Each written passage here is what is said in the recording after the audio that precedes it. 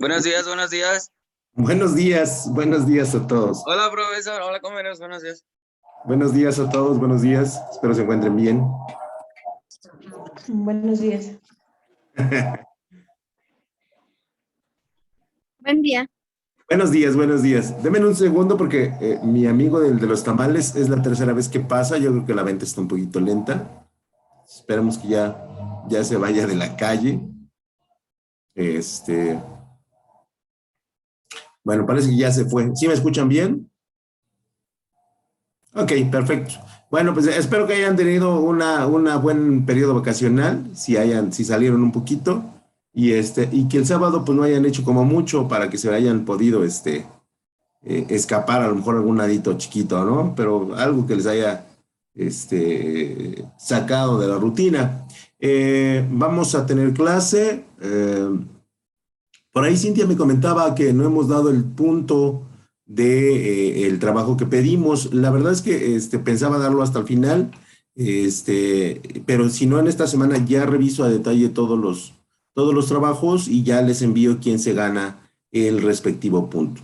Por otro lado, ya tenemos que empezar a preparar, yo ya les había dicho que teníamos que empezar a preparar lo de la expo, a ver quién va a querer exponer y ya empezar a ver qué temas vamos a utilizar. Saludos al señor de blanco, con la cofia blanca que vimos por ahí.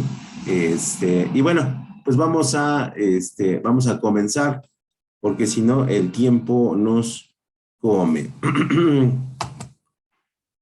Y por acá está nuestra presentación y vamos a compartirla para todos. Acá está.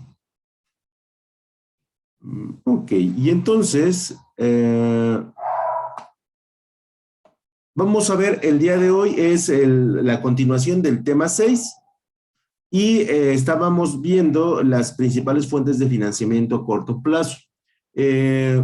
Para este tema, nosotros lo que vamos a empezar a revisar es una razón financiera que es bien importante y bien necesaria pues prácticamente en todas las empresas. Incluso en nosotros la podemos aplicar y aquí dependerá qué tan disciplinados somos para el manejo del dinero, porque sí, el aplicar esta razón implica que ustedes sí sean muy estrictos con cómo manejan el dinero. Si no, la verdad es que pues va a resultar todo un caos que traten de apalancar sus finanzas. Entonces, vamos a comenzar. Dentro de las razones financieras, tenemos una que es bien importante, que nosotros conocemos como el apalancamiento. ¿Sale? Y el apalancamiento es de las razones más utilizadas pues prácticamente por todas las empresas. Y se le considera una estrategia financiera asociada a la forma de financiar y también de gastar. Y como pues, el nombre proviene del concepto de la palanca, ¿no? Originalmente, bueno, la palanca no es otra cosa más que poner una estructura debajo de otra en forma de cruz y tratar de levantarla con el soporte de la madera, del acero o de cualquier estructura que esté en forma paralela. Esto es que nosotros vamos a utilizar la fuerza contenida de la estructura paralela a la que queremos levantar y pues hacemos el movimiento de palanca, ¿no?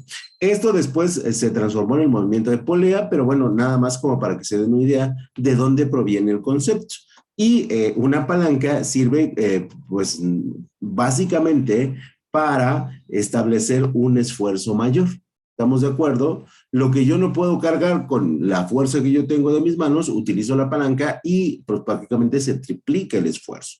Por lo tanto, el apalancamiento es una maximización del esfuerzo que nosotros tenemos, esto en términos de dinero.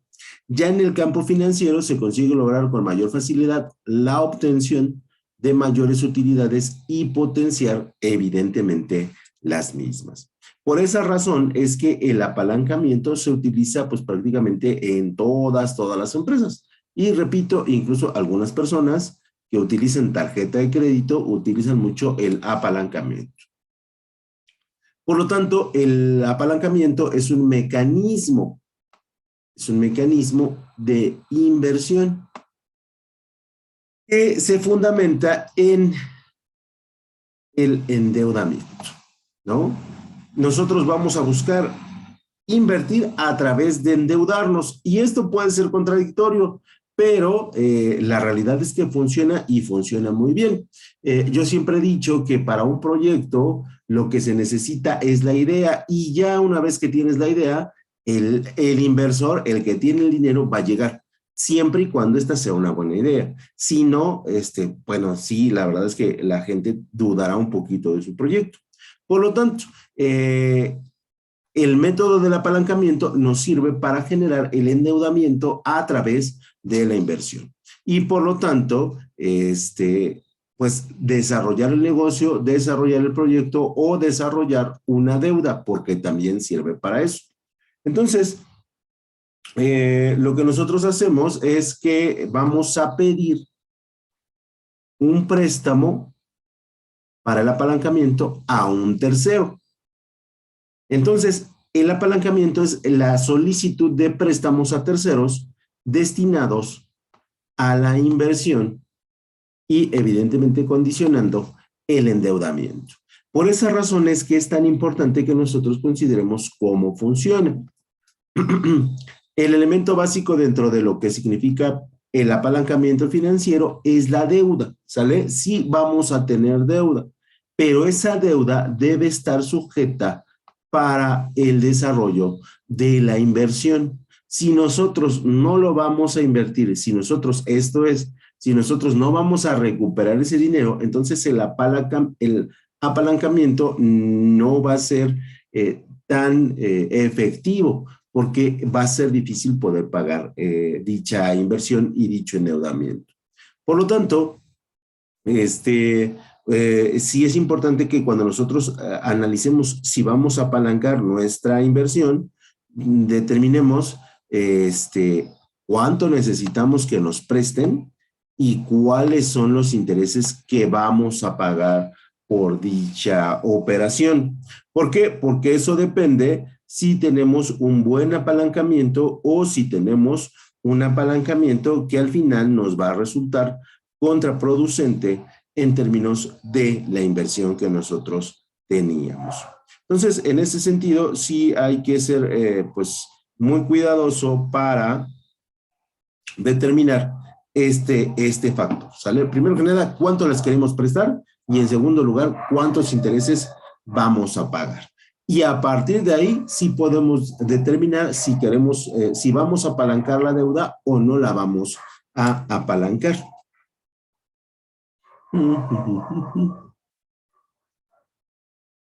Dentro de la razón de apalancamiento tenemos 3 tipos y aquí tenemos, puede haber diferencias porque el programa nos marca que hay una razón final, bueno, hay un apalancamiento agresivo, neutro, conservador, pero en los libros nosotros lo ubicamos como positivo, negativo o neutro, pero en esencia es exactamente lo mismo, ¿sale? Simple y sencillamente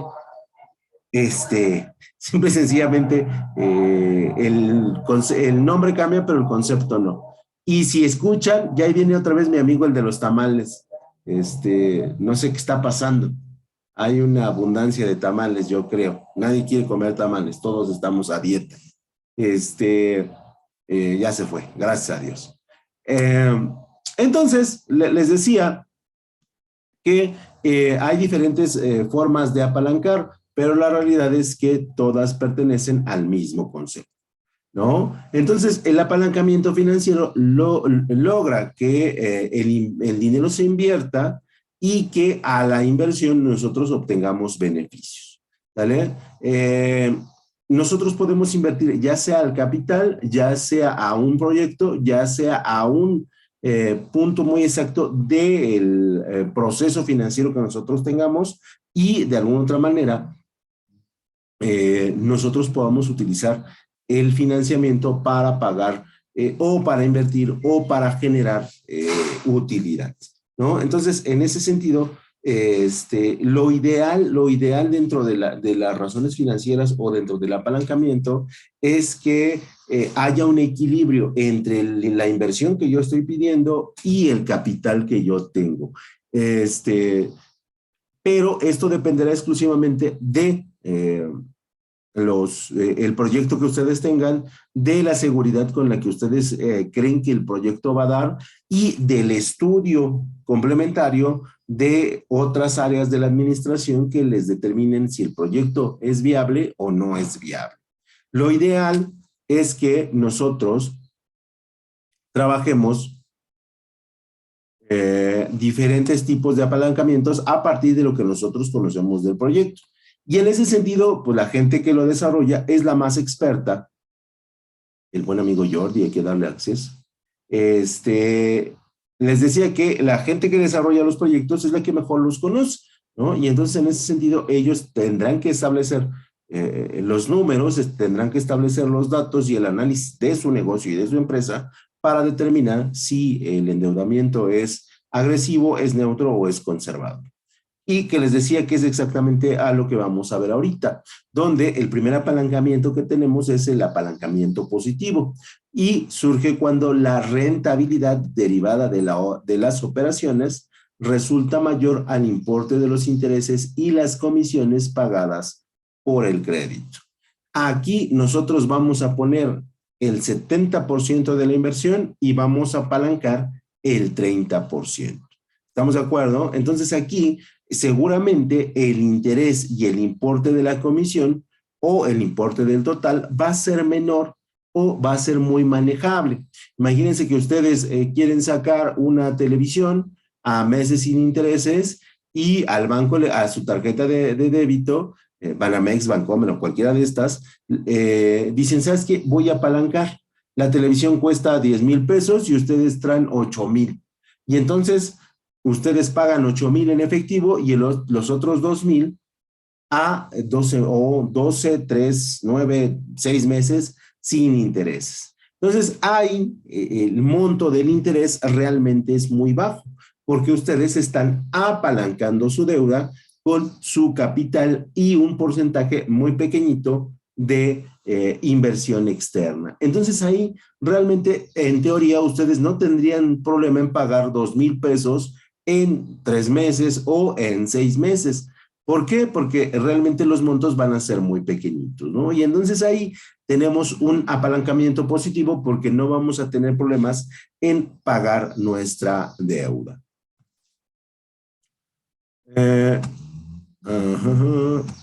Después vamos a tener lo que es el apalancamiento neutro, donde pues tenemos 50-50. En el caso, volvemos al mismo caso de la televisión, ustedes tienen 5,000 pesos y la televisión cuesta 10,000 pesos. Ustedes aplican el 50% de su capital directo a la adquisición para la inversión y el otro 50% lo dejan apalancado a través del instrumento financiero de la tarjeta de crédito. Entonces, de esta manera, lo que hacen ustedes es que todavía 5,000 pesos son realmente muy manejables digamos que el apalancamiento de las familias o de las personas, y aquí en teoría tampoco deberían tener problemas para poder establecer el pago del mismo. Lo ideal, y yo siempre he dicho, es que el apalancamiento sea corto. ¿Y esto qué quiere decir? Que el apalancamiento siempre sea de carácter positivo, lo que nos va a permitir establecer una buena salud financiera para nosotros y un buen historial crediticio para posteriores compras, ¿no? Vamos a pasar a la siguiente. Y luego tenemos el apalancamiento negativo o que se le considera también dentro de los esquemas financieros o dentro de las teorías financieras como conservador, ¿no? Agresivo, donde ustedes van a poner del total del capital, ustedes van a poner, imagínense, el 20%, que serían los 2,000 pesos para el caso de la televisión, y la inversión les va a poner el 80% del total, esto es 8,000 pesos. Y entonces aquí ya empieza a ser pues difícil, porque ustedes en lugar de pagar en un positivo 2,000, en un neutro 5,000, ya se van a los 8,000 pesos, ¿no? Y entonces, o hay un extremo donde prácticamente la tarjeta les da el financiamiento total, ¿no? Ustedes dicen, pues, ¿sabes qué? La voy a comprar a mes sin intereses, sin aplicarle nada de capital a la deuda. Y entonces ahí es donde se vuelve complicado, porque, y luego la sacan a 18, a 24 meses la deuda, y realmente nosotros en situaciones normales, es difícil saber lo que va a ocurrir en 2 años, ¿no? En cuanto a nuestros ingresos, en cuanto a nuestro trabajo y en cuanto a nuestra estabilidad en términos de los factores que nosotros conocemos como la salud, como la pareja, como el incremento o la devaluación, como factores económicos. Y normalmente la gente lo que hace es decir, sí lo puedo pagar en 2 años, ¿no? Pero 2 años en términos financieros para el pequeño inversor, o sea, esto es para los individuos, resulta ser muy, muy complicado. Entonces, reitero, aquí estamos arriesgando mucho considerando, y aquí deberíamos tener la consideración de que ya analizamos lo que está pasando con nuestros gastos, con nuestros ingresos, con nuestra pareja, con la economía e incluso, bueno, pues con los gastos naturales provenientes de nuestro estado físico, ¿no? Porque yo digo, he visto muchos casos donde el trabajo está bien, donde la pareja está bien, pero de repente me enfermo, ¿no? Y de repente ya no estoy generando los mismos ingresos porque tengo la enfermedad, porque estoy en casa, porque me dieron incapacidades, y todos estos elementos hacen que pagar mi deuda sea muy complicado. Y tengo un problema de salud y le sumo un problema financiero. Entonces, imagínense cómo va a estar esa persona y cómo va el trabajo que le va a costar salir adelante. Entonces, en ese sentido, yo siempre recomiendo, a lo mejor no soy muy arriesgado financieramente, pero yo siempre considero que hay que trabajar un apalancamiento positivo, donde el inversor, la persona pone el 70, el 75, el máximo el 80 y se financia con el resto. ¿Sale? En el peor de los casos, un apalancamiento neutro, donde 50-50, y, y ya para mí, ser agresivo o ser negativo no va conmigo, ¿no? No va con la forma en cómo pienso acerca del dinero, pero habrá quien sí lo determine. Pero deben ser muy cuidadosos y deben ser muy analíticos de todo el entorno para determinar el pago. Siempre repito, la regla financiera en términos del corto plazo es que se pague en periodos menores a 1 año. Entonces, esa es la regla, y si no la pueden, yo siempre he dicho que si no la puedes cumplir, no te endeudes. Pero bueno, al final ustedes y las personas y las empresas conocen mejor de sus respectivas finanzas.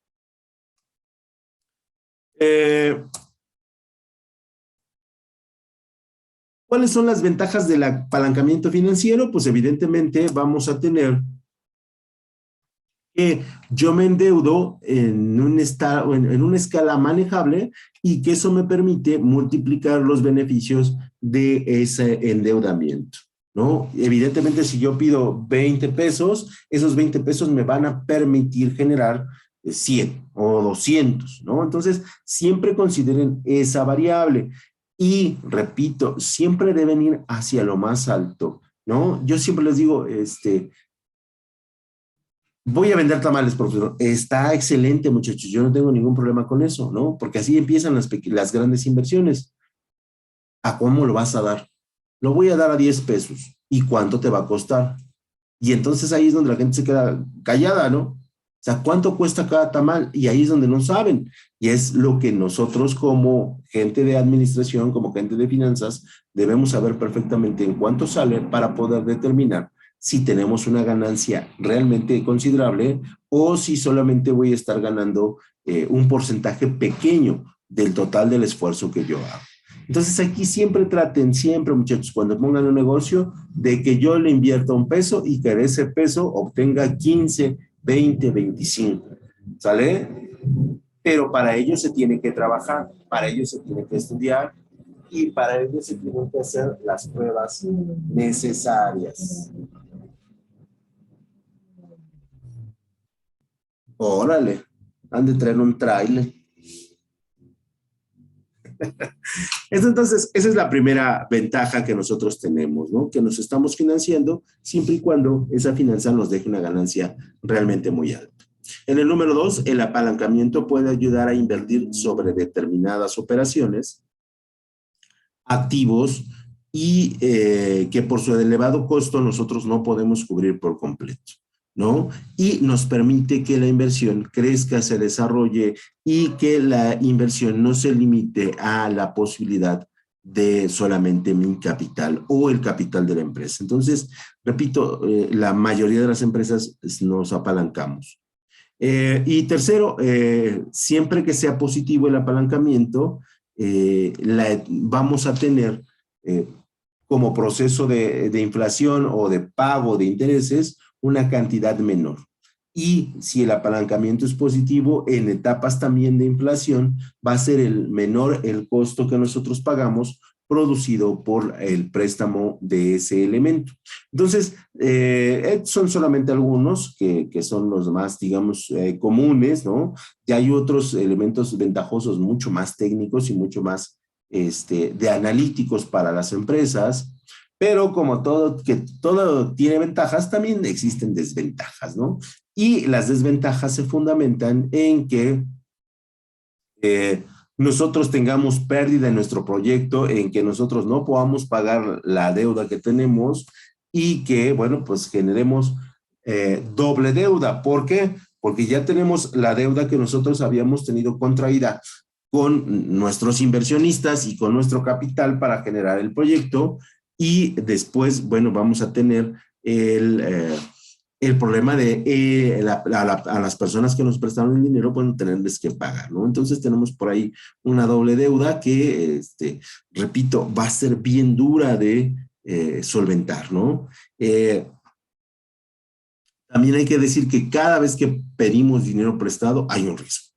Este elemento no lo podemos quitar, ¿no? El riesgo cuando manejamos dinero es inherente y puede estar sujeto a múltiples variables. Entonces, siempre sean cuidadosos, siempre sean responsables con el manejo de su dinero y siempre traten de establecer que van a hacer un análisis bien extenso y bien detallado acerca de en dónde y cómo van a manejar su dinero.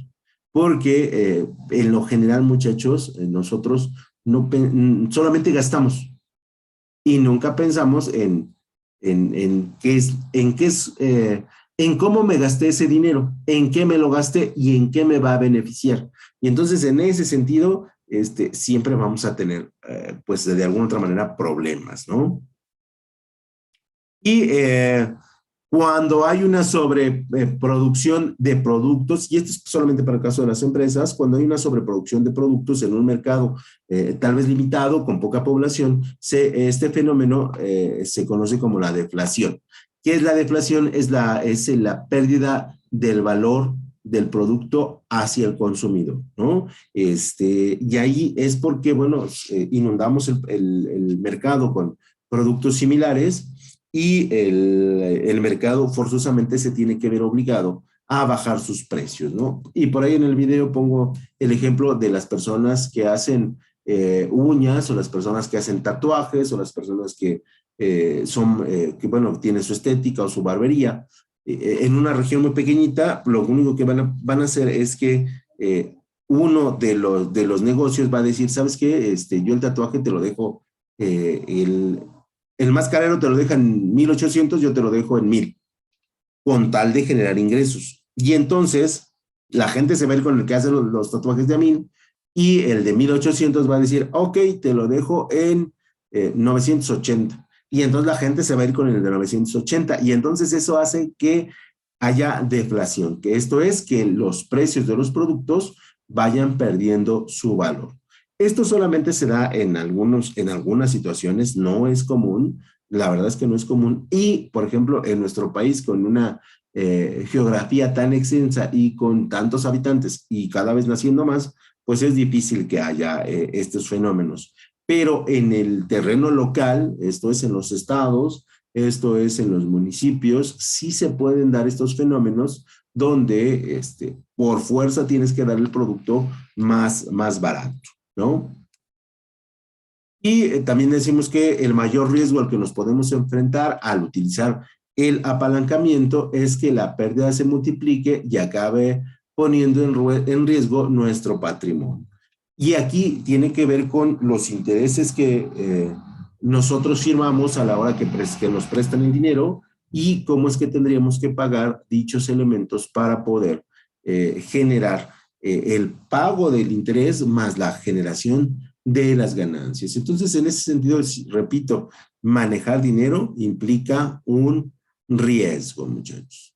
Dejamos un poquito el apalancamiento y pasamos a la planeación financiera a corto plazo, que ya habíamos visto el tema y hoy le vamos a dar más un sentido global, más un sentido general, porque también lo debemos de ver así.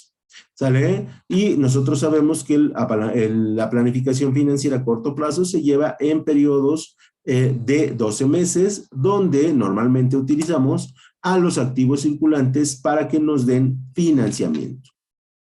Donde los activos actuales más importantes serán las cuentas por cobrar, porque nosotros prácticamente todo lo damos a crédito, lo que son los inventarios o las mercancías, lo que son el manejo de la tesorería de acuerdo a ciertos negocios, ¿no?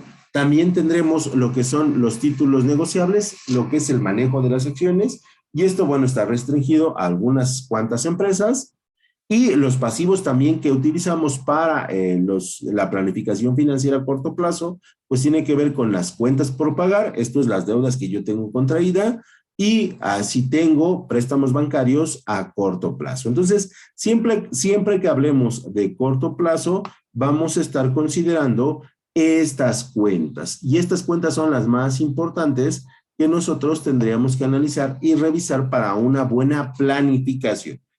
Y repito, cuando hablamos de planificación, nos estamos refiriendo a el corto plazo. El corto plazo del inicio de 2023 y hasta diciembre del mismo año.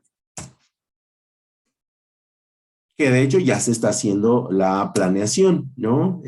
Ya se está cumpliendo con la parte presupuestal que teníamos en 2022 y ya los financieros y los gerentes deberían estar trabajando los procesos del siguiente año para amarrarlos bien. ¿Sale? ¿Quién tiene negocio? De ustedes, muchachos. ¿Quién tiene negocio? ¿Nadie tiene un negocio? No me digan eso. Yo, profesor. Ah, sí, Edith, gracias, Edith. Sí, Edith, ¿ya hiciste tu planeación para el otro año? No, profesor. No. Y ya en este punto, digo, y lo recordaba porque alguien tenía un negocio, en este punto, Edith, ya tendría que hacer la presupuestación de fin de año, cuántos van a ser sus ingresos, y ya tendría que estar pensando en lo que va a pasar el siguiente año. Te dedicas a la industria del maquillaje, ¿no? O algo así. Todo derivado de... Distribuyo material para uñas. Ah, distribuye material para uñas. Y entonces Edith ya tendría que estar viendo las nuevas tendencias para 2023, los nuevos materiales. Ya tendría que estar viendo, las uñas van a llegar a un punto en el que se van a estacionar, el negocio se va a estacionar y entonces Edith, en su análisis administrativo ejecutivo, tendría que estar determinando después de las uñas qué va a venir para estar siempre ella en tendencia, ¿no? No sé si por ahí, y es solamente una idea, Edith, puedas abarcar porque los tatuajes también tienen mucha moda, distribuir tinta para tatuajes, materiales para tatuajes, distribuir materiales para estética, no sé, es simplemente una idea que me viene a la mente por la planificación financiera a corto plazo. Esto es, Edith ya tendría que hacer su análisis de en 2023, en 2024, ¿qué va a pasar con las uñas? ¿La gente se va a seguir poniendo uñas? Posiblemente sí, pero ¿de qué tamaño? ¿De qué formato? ¿De qué materiales?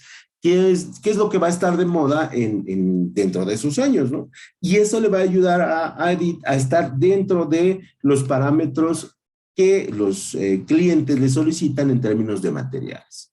¿Sale? Pero estos fenómenos se deben de producir pues continuamente. Repito, ahorita se está ejecutando la planeación financiera de 2021, que sí, que fue muy corta, y ahorita la gente ya, de los ejecutivos ya están pensando en la planeación financiera de 2023. ¿Cómo va a funcionar? ¿Qué se va a dar? ¿Qué es lo que va a estar en tendencia? ¿Y a qué retos nos vamos a encontrar? Porque recordemos que todavía seguimos en pandemia y bueno, tenemos una guerra por ahí que no termina de despegar, pero no termina de apagarse. Entonces, genera cierta controversia, genera cierta incertidumbre, pues sobre todo para los grandes capitales, ¿no? Entonces, ahí, Edith, póngalo en consideración. Sí, muchas gracias. Y para los que no tienen negocio, vayan pensando su negocio, muchachos, porque ya va siendo tiempo de que monten un pequeño negocio. Yo sé que trabajan mucho, pero sí está bien trabajarlo un tercero, pero también es necesario que ustedes vayan generando su emprendimiento. Es lo normal y es lo natural, es el camino que deben seguir. Dirán, profesor, trabajo 12 horas al día, sí, pero busque un trabajo que trabaje poco, que le meta 3 horas, 4 horas a la semana, no importa que gane 2 pesos, pero esos 2 pesos serán un gran aprendizaje que la vida le va a dar, ¿no? Entonces, aguas ahí, sí necesitan ya pensar en su negocio. Continuamos, muchachos. Y cuando hablamos del financiamiento, de la planeación financiera a corto plazo, estamos hablando de los activos y los pasivos a corto plazo. Pregunta de examen, esas a fuerzas, ¿no? Porque son con ellos con los que jugamos, porque estamos hablando de 12 meses, ¿no? Y son estos los que se encargan de analizar dichos periodos. Y nosotros sabemos que para que una empresa funcione efectivamente debe tener invertido en instalaciones, en maquinaria y en inventarios. Y si nosotros tenemos estos inventarios, estas maquinarias, nosotros podemos desarrollar productos, desarrollar servicios, crear necesidades, desarrollar nuevos productos para nuevas necesidades y etc., etc. Por lo tanto, si nosotros tenemos buena maquinaria, buenas instalaciones y buenos materiales, nosotros podemos manejar los costos. Y los costos son fundamentales para, repito, reducir el precio de fabricación y extender el precio de venta. De esta manera, nosotros estamos administrando financieramente nuestros productos y estamos generando beneficio, tanto al que consume nuestro producto como a nosotros que lo cobramos en el 300 o 400%. Hay productos que se dejan, hay productos que no se dejan y entonces ahí nosotros deberíamos de establecer cuáles elegimos. Una vez que trabajamos el corto plazo me permite cubrir en secciones los siguientes periodos, ya sea el periodo de tres años o el periodo largo de 5 años. Y para obtener un mejor nivel financiero a largo plazo, yo tengo que cuidar los cortos plazos. Por eso es tan importante que el administrador revise, supervise, desarrolle, analice, tome buenas decisiones, porque la decisión que hoy toman repercute dentro de 5 años. Y ustedes dicen, pero ¿por qué? ¿Por qué me está yendo mal? ¿Por qué la empresa no funciona? ¿Por qué la empresa no crece? Porque hubo un punto y hubo un momento en que yo no tenía todos los datos ni tenía todos los elementos matemáticos y tomé una mala decisión. Y nuestra empresa puede que funcione, puede que exista y puede que esté ahí, pero no en el lugar donde, ni con las ganancias que ustedes tienen. Por eso es importante la planeación a corto plazo.